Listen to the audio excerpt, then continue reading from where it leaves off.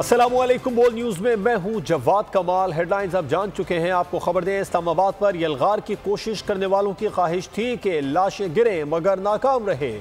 वाज़ेह कर दूं, जो भी इस साजिश में मुलव्विस था, अली अमीन से लेकर तमाम कारकुनान तक, सबके खिलाफ सख्त कार्रवाई होगी। वज़ीर दाखिला मोहसिन नकवी का बड़ा ऐलान। डी चौक पर मीडिया से गुफ्तगू में बोले, हमने अब तक 500 से ज़ायद मुजाहिरीन को गिरफ्तार किया। हमने ऐसे मुजाहिरीन को गिरफ्तार किया जिनके कब्जे से आंसू गैस बरामद हुई। गिरफ्तार अफराद में खैबर पख्तूनख्वा पुलिस के 11 सादा लिबास एहलकार भी शामिल हैं। गिरफ्तार अफराद में से 120 अफगानी भी हैं। उन सब का अफसोस करना है जिनकी आज वो अरमान जो थे वो पूरे नहीं हो सके कि उनको कोई डेड बॉडी मिल जाए। जो बंदा इस सारी एपिसोड में इन्वॉल्व हुआ है, इंक्लूडिंग सीएम केपी के, जिसने ऑर्डर किया उससे लेके कारकुन तक, उनके खिलाफ सख्त से सख्त कार्रवाई होगी। टोटल 564 लोग हैं जो इस्लामाबाद पुलिस ने अरेस्ट किए हैं, जिसमें मैंने आपको बताया था 120 अफगानी हैं।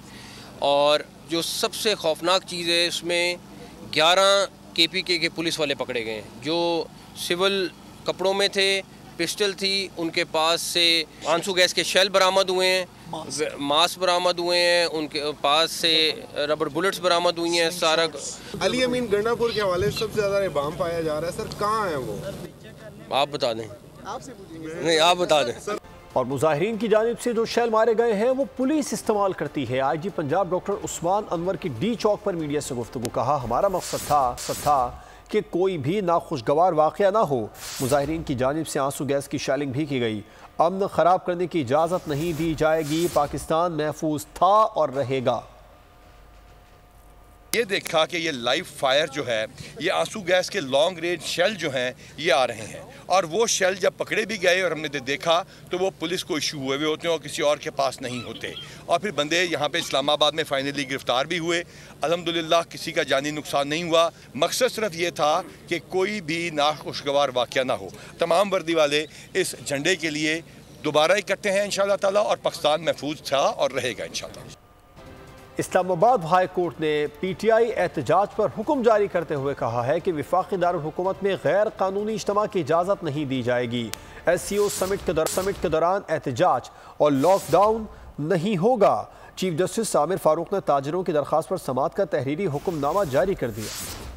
इस्लामाबाद में एहतजाज और अमन व अमान की सूरत हाल। इस्लामाबाद हाई कोर्ट का बड़ा हुक्म आ गया। हुक्मनामे में कहा गया, इस्लामाबाद में गैर कानूनी इज्तिमा की इजाज़त नहीं दी जाएगी। SO समिट के दौरान एहतजाज और लॉकडाउन नहीं होगा। ताजरों की दरख्वास्त पर समाअत का तहरीरी हुक्मनामा जारी। चीफ जस्टिस आमिर फारूक के तहरीरी हुक्मनामे में कहा गया है कि इस्लामाबाद इंतजामिया और हुकूमत एहतजाज के लिए मुनासिब जगह मुख्तस करे। मुजाहिरीन इंतजामिया की जानिब से मुख्तस करदा जगह पर जाकर अपना एहतजाज रिकॉर्ड करवाएं। अदालत को बताया गया कि एक सियासी जमात के कारकुनान रेड जोन की जानिब मार्च कर रहे हैं। इज्तिमा दीगर शहरियों की नकलो हरकत मुंजमद कर देगा। हुक्म दिया जाता है कि इस्लामाबाद में अमन व अमान की सूरत हाल को बरकरार रखने के लिए मुनासिब इकदाम किए जाएं। अदालत को बताया गया कि फौज को भी तैनात कर रखा है। शहर भर में दफा 144 भी नाफिज है। इस सूरत हाल में इस्लामाबाद में किसी किस्म के भी एहतजाज की इजाजत नहीं दी जा सकती। केस की आइंदा समाअत 17 अक्टूबर को मुकर्रर की जाए। तहरीक इंसाफ की मुल्क दुश्मनी खुलकर सामने आ गई है। एहतजाज के पीछे छुपी खौफनाक साजिश बेनकाब। बैरिस्टर सैफ ने भारतीय वजीर खारजा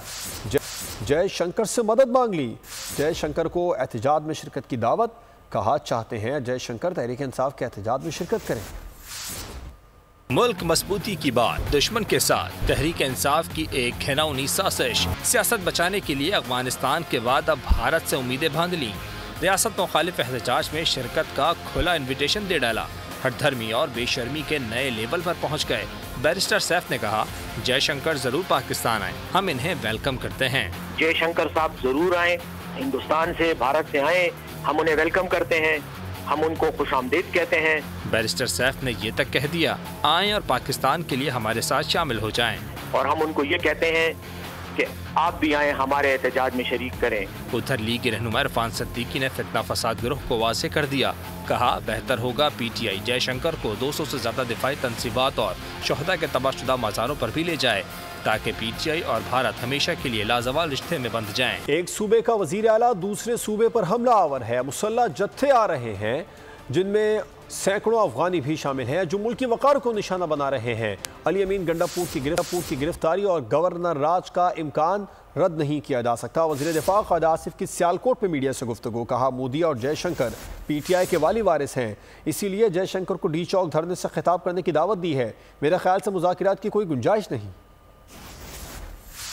कोई वाली वारिस नहीं है, वाली वारिस सब उनका जयशंकर है या मोदी है, जिन्होंने वागा मारते पे गए। जयशंकर को उन्होंने इनवाइट किया है। इस मुसल्ला जो हमला हो रहा है पाकिस्तान के ऊपर, जिसके पीछे अफगानिस्तान में हमारे जो दुश्मन बैठे हुए हैं, जो उनके साथ आ रहे हैं और साथ जयशंकर को कह रहे हैं कि हमें वेलकम करो, डी चौक में आकर जलसा कर तकरीर करो। PTI की मुश्किलात में एक और वजह से जो है वो इजाफा हुआ है कि पाकिस्तान की माशी शारिये जितने हैं उनमें इम्प्रूवमेंट हुई है। भारतीय वज़ीर ख़ारजा को PTI ने अपने जलसे में शिरकत की दावत दी है तो बाकी ममालिक के वज़ीर ख़ारजा को भी दावत दे दें। वफाकी वज़ीर इत्तलात अता तारड़ की PTI पर तनकीद। कहा PTI सिर्फ भारतीय वज़ीर ख़ारजा को क्यों मदऊ कर रही है, किसी को SCO को सबूताज नहीं करने देंगे।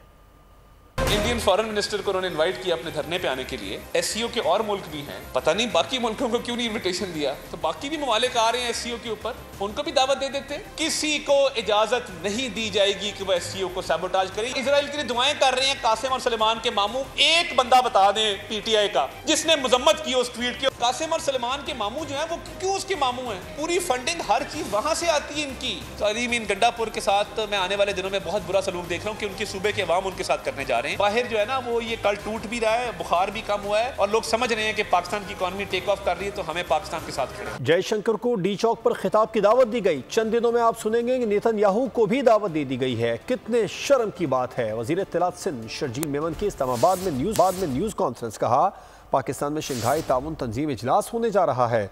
बदकिस्मती से फसादी टोला है जिसका टारगेट पाकिस्तान है। जाहिर है पाकिस्तान एटमी ताकत है, इस पर हमले का कोई सोच भी नहीं सकता। जयशंकर जो है वो डी चौक पे आके खिताब करें।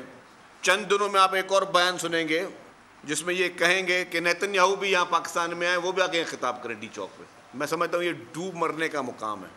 पाकिस्तान में शंघाई तंजीम कॉन्फ्रेंस तंजीम की जो है अहम इवेंट होने वाला हो और अनफॉर्चुनेटली जो फसादी टोला है जिसका मकसद टारगेट पाकिस्तान है। जाहिर है पाकिस्तान एक एटमी ताकत है, उस पर जंगी तौर पर हमला करने का कोई सोच भी नहीं सकता। अल्हम्दुलिल्लाह यहाँ पर जिस तरीके से बेचैनी दिखाई जा रही है, इमरान खान की और उसके जो उसका पीछे उसके स्पॉन्सर्स की लड़ाई ना किसी पॉलिटिकल पार्टी के साथ है ना किसी इदारे के साथ है, उनकी लड़ाई पाकिस्तान के साथ है। और मैं कहूँगा कि इस वक्त जो खैबर पख्तूनख्वा का जो चीफ मिनिस्टर है उनको चाहिए कि अभी भी अपनी राहें सीधी कर लें।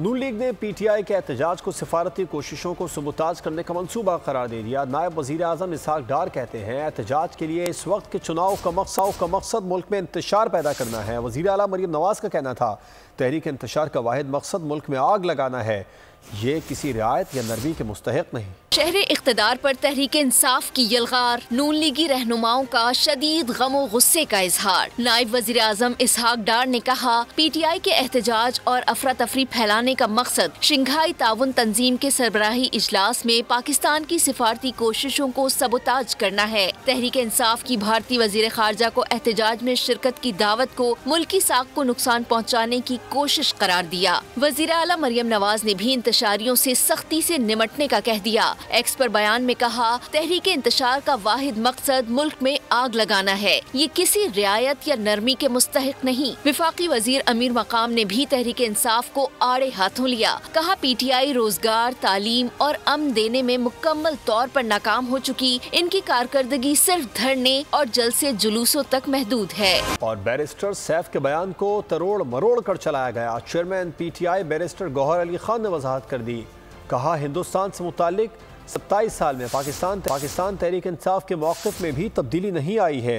रियासत पाकिस्तान की भारत से 70 साला पॉलिसी ही PTI पॉलिसी की बैकबोन है। जयशंकर PTI की जिद्दोजहद से कोई ताल्लुक़ नहीं। जयशंकर समेत किसी गैर मुल्की को इजाज़त नहीं कि हमारे एहतजाज में शिरकत करें। सब्सक्राइब करें और बेल दबाएं ताकि कोई खबर रह न जाए।